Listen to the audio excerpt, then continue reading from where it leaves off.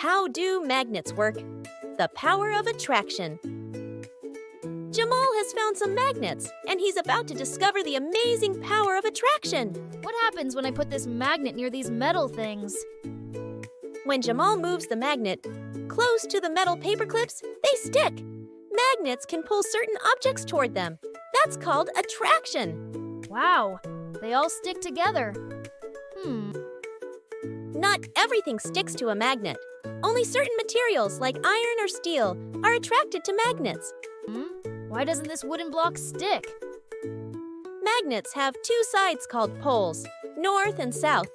Opposite poles attract each other, while the same poles push away or repel.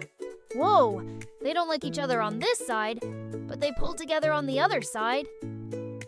Magnets are used in many everyday things, from holding notes on the fridge to helping toy trains move on the tracks. Magnets are everywhere, even on my fridge. Jamal's toy trains have tiny magnets inside, which help the cars stick together as they move. That's why they never fall apart. Cool. Magnets can only pull things when they're close enough. The farther away they are, the weaker the attraction becomes. It only works when it's close. So cool.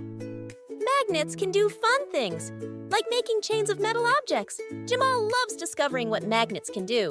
I'm making a paperclip chain with magnets. After a day of magnetic fun, Jamal knows there's so much more to discover about the world around him. I can't wait to play with magnets again tomorrow.